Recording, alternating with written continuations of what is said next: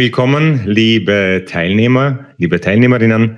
Willkommen zu unserem Pre-Event-Interview. Arno, ich habe eine riesige Freude, dich hier zu begrüßen, dich vorzustellen auf der Bühne für unseren Speed Negotiating Event. Willkommen. Ja, die Freude ist ganz auf meiner Seite, Armin. Und es ist ein bisschen aufregend, auch mit einem neuen Tool das erste Mal live zu gehen. So ist es. So ist es. Tatsächlich, das hat wirklich einen gewissen Faktor. Ich spüre das auch.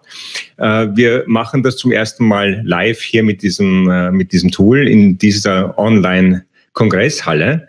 Genau hier wird dann auch der Event stattfinden. Und wir haben uns gedacht, wir schauen uns das mal an, wie das so funktioniert. Einige von euch sitzen ja quasi in der Lounge, sehen uns. Arno, was machst du eigentlich als Stimmexperte so? Ja, was macht der Arno Fischbacher als Business-Stimmcoach denn genau? Lass mich die Frage umdrehen. Was bewegt seit mehr als 20 Jahren meine Kunden immer wieder auf mich als Trainer, als Coach oder als Redner, als Vortragsredner zuzugreifen? Es ist eine sehr unbewusste, kraftvolle Macht in der Kommunikation, die mich in meiner Arbeit bewegt. Unschwer erkennbar, überall, wo der Arno Fischbacher auftaucht, geht es um die Macht der Stimme in der Kommunikation. Und das, was meine Kunden besonders schätzen an meiner Arbeit, wenn ich so nachfrage, das ist, dass ich, wenn ich mit Menschen arbeite, wenn ich mit Teams arbeite, wenn ich mit Gruppen arbeite oder auch im Coaching mit einzelnen Kunden und Klienten arbeite, dass die von mir nie Vorgefertigtes erhalten, dass sie immer selbst erfahren und erforschen dürfen, wo die besonders wichtigen und wertvollen Momente in ihrer Kommunikation sind, in denen die unbewusste Macht der Stimme eine besonders große Rolle spielt. Also technisch organisiert, wo der Hebel am größten ist. Ja, also jetzt müsste ich auch schon wieder genau Schluss machen, weil wir haben im Elevator Pitch, den wir ja üben wollen, dann beim Live-Event, haben wir wahrscheinlich 1,5 Minuten Zeit für alle, die teilnehmen, sich kurz vorzustellen. Das ist gar nicht so einfach, wenn man so ein langes Leben gelebt hat und so viel schon in einer Expertenfunktion hinter sich hat, wie es du hast. Ich kenne das natürlich auch. Ihr könnt das quasi uns von der Bühne sehend gleich auch probieren. Man kann ja da dann im Wiederholungsfall auch auf Pause drücken, sich 1 Minute den Timer setzen und sagen, was machst du eigentlich so? Was bringt dich als Experten dorthin, wo du bist? Und dann probier's mal 1 Minute. Es schaut leichter aus, als es ist. Und das ist ja auch genau unser Thema hier. Die Frage Stimme, stimmige Honorargespräche, stimmigen Elevator-Pitch. Und jetzt lass uns mal ganz konkret reinschauen. Was spielt denn die Stimme überhaupt für eine Rolle beim Elevator-Pitch? Ist das überhaupt ein Thema oder geht es eher um andere Themen wie Gestik, Aufbau, Präsenz, Charisma etc. etc.? Wie siehst du das? Die Wirkung eines Menschen in der Kommunikation ist immer ein Gesamtpaket. Das ist keine Frage. Und es wäre ausgesprochen fahrlässig, wie es ja manchmal getan wird, zu sagen, ja, der eine Aspekt, die Sprache wäre besonders wichtig, die Strategie wäre besonders wichtig, es geht nur ums Mindset oder es ginge nur um die Stimme. Das wäre sehr fahrlässig, denn die Wirkung ist das Endresultat, das beim anderen ankommt. Also in der Kommunikation geht es, also professionell gesehen, aber natürlich auch im Privatleben geht es ja immer um das Ergebnis. Also ob die Menschen, zu denen ich spreche oder mit denen ich verhandle, ob die am Ende des Tages oder am Ende des Gesprächs das tun, ja, was ich mir wünsche. Also was ich am besten vorbereitet habe und was ich mir als Ziel der Übung gesetzt habe. Guter Punkt. Die Stimme allerdings ist, und das erfahre ich jeden Tag immer wieder im Coaching und im Training, die Stimme ist die große Unbekannte in der Kommunikation. Paradox eigentlich, denn letztlich, wann immer wir uns unterhalten, wir sprechen ja, also jetzt physikalisch gesehen, keine Worte, sondern das, was uns jetzt verbindet und was auch uns mit dir da draußen als Zuhörerin, als Zuhörer verbindet, das ist ein Ton. Also das ist ein akustisches Ereignis. Und heute weiß man aus der Neuropsychologie und aus der Neurologie, dass es eine Viertelsekunde dauert im Gehirn nach Eintreffen des Sprachschalls am Trommelfell. Eine Viertelsekunde dauert es, bis das Gehirn Siri die Worte herausanalysiert hat aus diesem Klangteppich, den wir beim Sprechen verströmen. Und insofern ist das ein Schaltfaktor. Das heißt, alles, was danach verarbeitet wird im Gehirn, ist gefärbt von diesem stimmlichen Eindruck. Und das kannst du dir wie ein Ampelsystem vorstellen.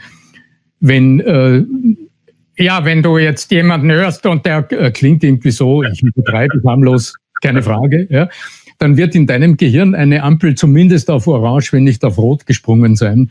Und dann ist die gesamte Verarbeitungskaskade im Gehirn danach, was die Sprache betrifft, die Inhalte betrifft etc., entweder gefärbt oder aber es kommt gar nicht dazu, weil dein Zuhörer blockiert und sagt, ich habe schon abgeschaltet. Heute besonders im Arbeiten vor der Kamera und vor dem Mikrofon besonders gefährlich, wo die Ablenkungsmöglichkeiten direkt vor dir auf der Tastatur oder auf der Maus liegen, während bei einem Vortrag, wenn du in einer Präsentation sitzt als Teil der Zuschauergruppe, dort aufzustehen und den Raum zu verlassen, na ja, das tut man dann doch nicht gleich. Ja, wenn man sagt, das nervt, dann schaltet man die Augenlider ein bisschen auf Durchzug und legt den Präsentationsschlaf ein und muss nur achten, dass der Ellbogen nicht wegrutscht. Ja. Bei den Ohren ein bisschen schwer, ja, das stimmt. Ja. Aber insofern, besonders wenn es auf den Punkt sein soll. Und bei jedem Elevator-Pitch, bei jedem, was machen denn Sie beruflich, also bei all diesen Gelegenheiten, wo es vielleicht auch darum geht, in der Kürze, in der notwendigen Kürze auch einen Preis glaubwürdig zu vermitteln. Da spielen diese Elemente, von denen wir hier sprechen, eine besonders große Rolle. Also ist der Hebel besonders groß. Und deshalb ist es auch ein wichtiger Teil meiner Tätigkeit als Coach und Trainer. Ja, wir werden uns ja im Detail sicher noch während dem Speed Negotiating Event unterhalten über all diese Dinge. Vorerst klingt das ja schon mal so, dass ich sehr glücklich bin, dich auch dabei zu haben und auch von dieser Seite Dinge zu machen. Ich habe heute nämlich lustigerweise heute erst mit einer Teilnehmerin geredet oder eine Frau geredet, die teilnehmen will, gerade im Prozess der Anmeldung ist, und habe gesagt, ich werde den Arno Fischbach, einen Stimmexperten, interviewen, und da gibt's Fragen, die du gerne hättest, die ich für dich stelle quasi, oder irgendwas, was dich besonders interessiert. Und sie hat gesagt, ja, ich würde gern wissen, so ein bisschen, gibt's eine Relation zwischen Gestik und Stimme, oder ist das wirklich separat, ist das was Separates quasi? Also wenn ich mich um die Stimme kümmere und ich weiß, die ist ein Thema, hat das irgendwas mit meiner Gestik zu tun? Und wenn ja, wie? Wenn ja, wie? Ja. Ja, eine beliebte Frage und ein beliebtes Missverständnis, das oft hinter solchen Fragen steht. Denn ich habe das selbst jahrelang erlebt, auch in meiner Zeit als angehender Trainer. Ich habe viele Ausbildungen gemacht und habe mir sehr viele Systeme und Zugänge angeschaut. Und immer wieder kam mir das dann so entgegen, als wäre die Gestik das eine und die Stimme und die Sprechweise wäre das andere. Und das ergänzt sich zwar dann in irgendeiner Art und Weise, aber das ist immer sehr unklar geblieben, wie und wo hier die Zusammenhänge sind. Heute weiß man viel genauer, wie die Abläufe im Menschen sind. Und letztlich kannst du ganz sicher sein, dass es keine innere Regung gibt im Menschen, die nach Ausdruck sucht, die nicht alle Elemente im Menschen aktiviert. Mhm. Also die mentalen Prozesse, die kognitiven Prozesse, das, was man heute als Autopilotreaktion versteht, also das Abrufen von gelernten Reaktionsmustern in der Kommunikation. Wenn der andere irgendwie reinschaut, dann denke ich oft nicht lang nach, sondern es entsteht ein Handlungsimpuls, bis hin zur Atmung und allen möglichen Bewegungsmustern, Mimik und natürlich die Gestik. Heute weiß man sehr präzise, dass der Ton der Stimme ist das Resultat deiner Bewegungsmuster. Und zwar ganz, Körperbewegung, oder? Ganz explizit, wenn hier ein Ton aus dem Mund rauskommt, dann hätte man eine Sekunde vorher in deinem Frontallappen, also hier hinter der Stirne, im Bewegungszentrum, dort wo der Anstoß zu Bewegungen entsteht. Das ist der Bereich, von dem man auch von Spiegelneuronen spricht. Das ist der prämotorische Kortex, dort wo die Impulse zu Aktionen, zu Handlungen, zu Bewegungen stattfinden. Dort könnte man eine Sekunde, bevor der Ton rauskommt, bereits messen, dass du dann später gleich was sagen wirst.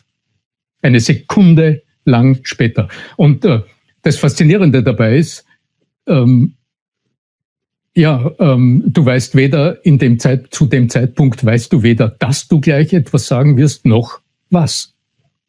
Also sprechen ist eine Handlung und insofern lässt sich mit Fug und Recht behaupten, dass die Stimme der hörbare Teil deiner Körpersprache sei. Okay, Arno, ich muss natürlich jetzt ein bisschen auf die Zeit schauen hier als Moderator und wir haben gesagt, das soll größenordnungsmäßig mal so ein bisschen eine Türöffnung sein für unseren Event. Wie lange können wir die Leute begeistern? Mitten am Tag um 14 Uhr, wenn jeder busy ist. Zwei Sachen möchte ich dich aber noch gern fragen. Einerseits, weil es mir ins Auge sticht, hinten Voice Cells. Und ich glaube, da hast du ja auch ein Buch dazu geschrieben. Also ich glaube es nicht nur, sondern ich habe es natürlich auch und habe es auch gelesen. Und wenn man jetzt so überlegt, wie kann man sich vorbereiten auf den Event? Wir haben ja in der Eventreihe 3 Events eigentlich, den 15. April. Du wirst dann wahrscheinlich deinen Teil am 15. Juli halten und 15. Dezember auch noch einen.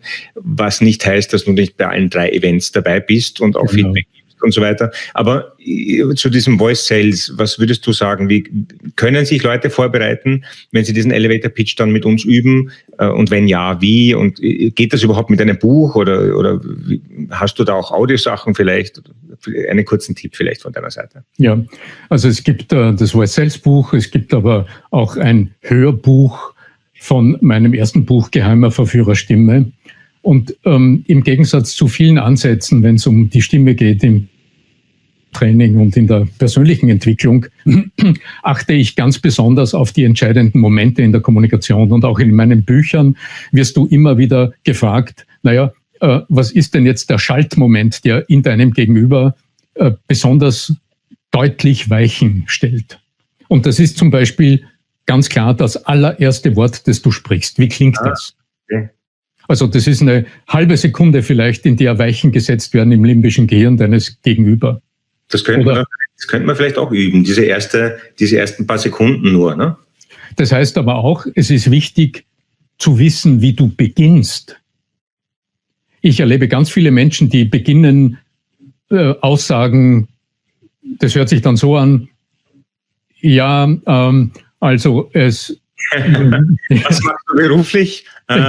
Ja, also ich bin, ja. Ich empfehle ganz klar, beginne den ersten Satz mit einem starken Wort. Und wenn du dann darin geübt bist, dann mach nach dem allerersten Wort eine kurze Zäsur und verwende das Prinzip des magischen ersten Wortes, um die Aufmerksamkeit maximal zu vertiefen. Das klingt wunderbar, auch als Abschluss diesen ersten Tipp. Verwende die Magie des magischen Wortes. Das passt dann zu meinem magischen Dreieck auch sehr gut dazu. Ich sage herzlichen Dank, lieber Arno Vilsbacher, dass du heute hier bei uns warst, für deine Tipps, für dein ganzes Dasein als Stimmexperte. Es ist ja auch ein wunderbarer Genuss, in Wahrheit deine Stimme auch nur zu hören, selbst wenn man die Augen zumacht und gar nicht wirklich zuhört, sondern einfach so diesen Unfall genießt. In dem Sinne freuen wir uns schon auf dich bei den 3 Events. Schön, dass du dabei bist und bis dann. Alles Liebe. Gerne. Ich freue mich auch sehr. Armin, danke fürs Gespräch. Ich sehr danke. Ja, liebe Teilnehmer, liebe Teilnehmerinnen, ich beende das damit hier auch schon wieder für heute. Es wird ein weiteres Interview geben am 1. März mit dem NLP-Experten Ron Windauer zum Thema Honorarverhandlungen und nicht zuletzt dann wieder am 15. März mit unserem Präsentationsgenie Miko Manila. Wir zwei, Arno und ich, aber auch manche der anderen Vortragenden sind jetzt dann auch in der Lounge noch kurz zu finden. Da können wir die Technik ausprobieren, nämlich wie das auch funktioniert, sich an den Tisch zu setzen und von dem Tisch dann auch eben wieder wegzugehen und so weiter. In dem Sinne treffen wir uns vielleicht gleich in der Lounge. Ansonsten alles Liebe, schön, dass du hier warst. Bis bald.